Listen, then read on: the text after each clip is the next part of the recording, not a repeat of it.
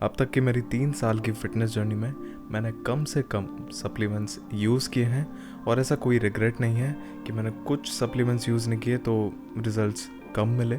मुझसे जब मैं काफ़ी लोग पूछते हैं कि कौन से सप्लीमेंट्स लें, मैं फिर पूछता हूँ कि बजट क्या है तुम्हारा, 1000 या 2000 कह रहा हूँ। इस वीडियो में यही बताऊँगा कि सप्लीमेंट्स लेना वर्थ इट है या नहीं, तुम्हें सप्लीमेंट्स लेने चाहिए या नहीं, स्पेशली अगर तुम्हारा बजट कम हो तो। अच्छा, वीडियो में आगे बढ़ने से पहले इस वीडियो को लाइक कर देना और नए हो तो इस चैनल को सब्सक्राइब भी कर देना, ठीक है। और डिस्क्लेमर, मैं कोई फिटनेस या न्यूट्रिशन कोच नहीं हूँ, सो जो भी मैं इस वीडियो में बताऊंगा विल कम फ्रॉम जो भी मैंने अब तक अपनी फिटनेस जर्नी में सीखा। ऑलराइट, सो बिना टाइम वेस्ट किए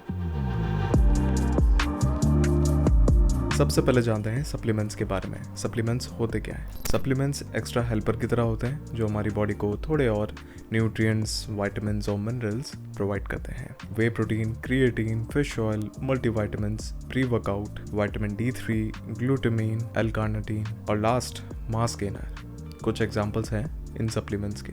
ध्यान रखना, ये सप्लीमेंट्स हमारी डाइट को एनहेंस करने के लिए बने हैं, रिप्लेस नहीं। ऐसा समझो कि ये सप्लीमेंट्स उन गैप्स को फिल करने में हेल्प करते हैं जो तुम्हारे कुछ रेगुलर मील्स पीछे छोड़ देते हैं। Pros and cons of supplements. Pros को लेते हैं सबसे पहले। सप्लीमेंट्स हमारे कुछ सिचुएशंस में हेल्प करते हैं। सबसे पहला है स्पेसिफिक हेल्थ कंडीशंस। कुछ हेल्थ कंडीशंस या लाइफ स्टेजेस एडिशनल न्यूट्रिएंट्स को रिक्वायर कर सकती हैं, जैसे कि कुछ लोग जिन्हें लैक्टोज इंटॉलरेंस होता है, उन्हें कैल्शियम सप्लीमेंट लेने की ज़रूरत पड़ सकती है बोन हेल्थ को सपोर्ट करने के लिए। टीनेजर्स जो अपने ग्रोथ फेज में होते हैं, उन्हें प्रोटीन और विटामिन D की ज़रूरत पड़ सकती है। किसी भी सप्लीमेंट्स को चालू करने से पहले किसी हेल्थ केयर प्रोफेशनल से कंसल्ट कर सकते हो, जिससे तुम मेक श्योर कर सको कि वो सप्लीमेंट तुम्हारे लिए सही वर्क कर सकता है। नंबर 2 है डाइटरी रेस्ट्रिक्शंस। अगर तुम कोई स्पेसिफिक डाइट फॉलो करते हो, like vegetarian diet, protein, vitamin B12, iron, omega 3, vitamin D और क्रिएटिन, इन सप्लीमेंट्स की तुम्हें ज़रूरत पड़ सकती है। नंबर 3 है फिलिंग न्यूट्रिएंट गैप्स। जैसे मैंने बताया, सप्लीमेंट्स उन गैप्स को फिल करने में हेल्प करते हैं जो हमारे डाइट में कुछ रेगुलर मील्स नहीं कर पाते। फॉर एग्जाम्पल, अगर तुम्हारे पास लिमिटेड फूड सिलेक्शन है या फिर लो कैलोरी इनटेक है तो मल्टीविटामिन्स ले सकते हो, जिससे तुम्हारी बॉडी को कुछ एसेंशियल विटामिन्स और मिनरल्स मिल सके। अब आप कॉन्स के बारे में बात करते हैं। सबसे पहला इज कॉस्ट। सप्लीमेंट्स तुम्हारे बजट को इम्पैक्ट करते हैं। अगर तुम्हारा बजट कम है या लिमिटेड है तो कुछ सप्लीमेंट्स एक्सपेंसिव भी पड़ सकते हैं। दूसरा है लैक ऑफ रेगुलेशन। सप्लीमेंट्स की क्वालिटी वैरी कर सकती है, जब ये काफ़ी ज़रूरी है कि तुम रेप्यूटेबल ब्रांड्स की तरफ जाओ और उनके भी उस प्रोडक्ट के कस्टमर रिव्यूज़, फीडबैक्स और लैब टेस्ट अगर रिक्वायर करें तो ज़रूर चेक करो। नंबर 3 है पॉसिबल साइड इफ़ेक्ट्स। किसी भी चीज़ का लिमिटेड से ज़्यादा अमाउंट में कंजप्शन करना, यूज़ करना सही नहीं है। ऐसे ही कुछ सप्लीमेंट्स हमें साइड इफेक्ट भी दे सकते हैं अगर तुम उन्हें लिमिटेड से ज़्यादा अमाउंट में यूज़ करो तो।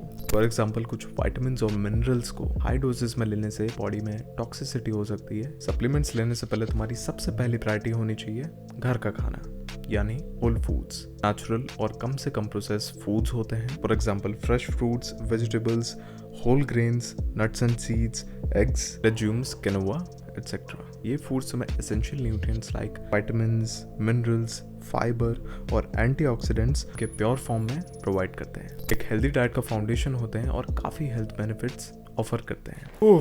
सो मैं एंड में क्या रिकमेंड करता हूँ, सप्लीमेंट्स लेने चाहिए तुम्हें या नहीं? मेरे हिसाब से इट डिपेंड्स कि तुम अभी बिगनर हो, 1 या 2 महीने हुए हैं जिम जाए हुए, या फिर एक्सपीरियंस हो थोड़ा, 6 से 8 महीने हो चुके हैं रेगुलर जिम जाते हुए। अगर तुम पहली कैटेगरी में आते हो, 1 से 2 महीने हुए जिम गए हुए या चालू करने वाले हो, पहले कभी नहीं गए, तो मैं सजेस्ट करूंगा एटलीस्ट 6 महीने तक कोई सप्लीमेंट्स मत लो, अपने पैसे डाइट में लगाओ, भूल जाओ सप्लीमेंट्स के बारे में, आदत बनाओ घर के खाने, होल फूड्स की, रेगुलर जिम जाओ, प्रॉपर खाना खाओ और अपनी स्लीप पूरी करो, पानी पियो 3 से 4 लीटर। इससे क्या होगा, तुम्हारी सप्लीमेंट से डिपेंडेंसी हटेगी। जब फ्यूचर में सप्लीमेंट्स ऐड करोगे, फिर उसके बाद फ्यूचर में किसी भी रीजन से सप्लीमेंट्स तुम्हें छोड़ने पड़े तो तुम्हें कोई फर्क नहीं पड़ेगा, क्योंकि तुमने हैबिट्स पहले से बना रखी है। फिर तुम क्या कर सकते हो, 6 से 8 महीने के बाद प्रोटीन लेना स्टार्ट कर सकते हो, देन उसके बाद क्रिएटिन लेना भी स्टार्ट कर सकते हो। अब क्योंकि तुमने वाटर इनटेक की हैबिट 6 महीने तक आराम से बना ली, तो क्रिएटिन लेते वक्त वाटर इनटेक की कोई प्रॉब्लम नहीं होगी। मोस्ट लोग क्या करते हैं,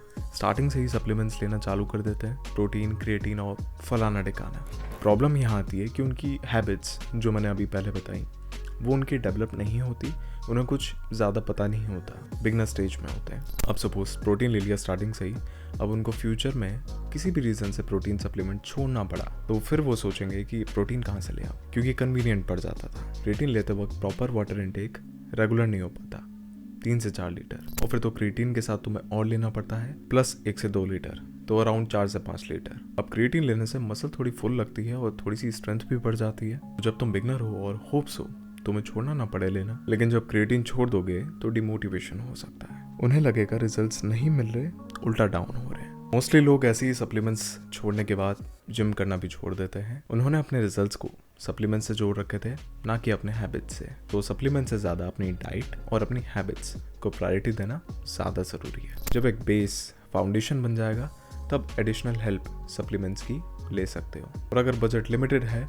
तो डाइट में लगाओ, और अगर सप्लीमेंट कोई सा लेना ही है तो तुम्हारे बजट पर डिपेंड करता है और तुम्हारी नीड पे डिपेंड करता है। प्रोटीन लेना है, क्रिएटिन लेना है, मल्टीविटामिन लेना है, ओमेगा 3 लेना है, क्या लेना है, ठीक है ना। अगर वीडियो तुम्हारे लिए हेल्पफुल रही तो वीडियो को लाइक कर देना और शेयर कर देना अपने किसी जानकार के साथ जो जस्ट अभी स्टार्ट किया है जिम जाना। कोई भी क्वेश्चन हो, कुछ समझ नहीं आया हो, नीचे कमेंट कर देना। थैंक्स फॉर ट्यूनिंग इन, और हम नेक्स्ट वीडियो में मिलते हैं।